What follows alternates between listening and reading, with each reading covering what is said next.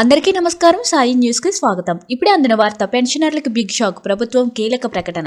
దీనికి సంబంధించిన వివరాలు అయితే వీడియోలో చెప్పడం జరిగింది. వీడియోని ఎక్కడ స్కిప్ చేయకుండా కంప్లీట్ గా చూడండి.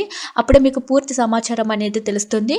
అలాగే ఇప్పటి వరకు మన ఛానల్ ఎవరైతే సబ్స్క్రైబ్ చేసుకోలేదో దయచేసి సబ్స్క్రైబ్ చేసుకోండి. సబ్స్క్రైబ్ చేసుకోవడం వల్ల ప్రభుత్వం నుంచి వచ్చే ముఖ్యమైన అప్డేట్స్ అన్ని కూడా ముందుగానే మీకు తెలియజేయడం జరుగుతుంది. అదే విధంగా లైక్ చేయడం మాత్రం మర్చిపోకండి. లేట్ చేయకుండా వివరాల్లోకి అయితే వెళ్ళిపోదాం. గత ఎన్నికల్లో భారీ హామీలు ఇచ్చి కూటమి ప్రభుత్వం అధికారంలోకి వచ్చిన సంగతి తెలిసిందే.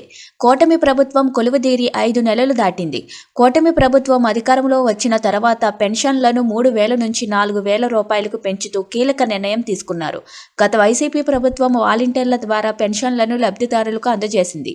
కూటమి ప్రభుత్వం అధికారంలోకి వచ్చిన తర్వాత వాలంటీర్లను లేకుండానే పెన్షన్లను పంపిణీ చేస్తుంది. అయితే పెన్షన్లను లబ్ధిదారుల సంఖ్య ప్రతి నెల తగ్గిపోతూ వస్తుంది.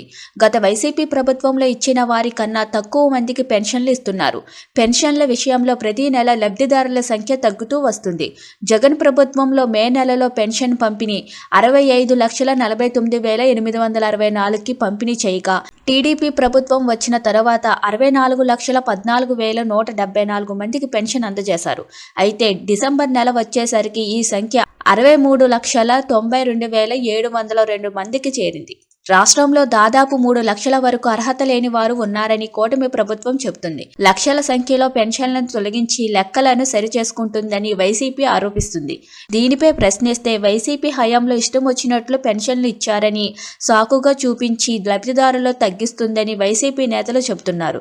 ఇదే సమయంలో గత ఏడాది కాలంగా కొత్త పెన్షన్లు మంజూరుకి పెద్ద సంఖ్యలో లబ్ధిదారులు ఎదురుచూస్తున్నారు. ఏది ఏమైనప్పటికీ పెన్షన్ల విషయంలో కూటమి ప్రభుత్వం అవలంబిస్తున్న తీరుపై సర్వత్రా విమర్శలు వినిపిస్తున్నాయి. Thank you for watching this video.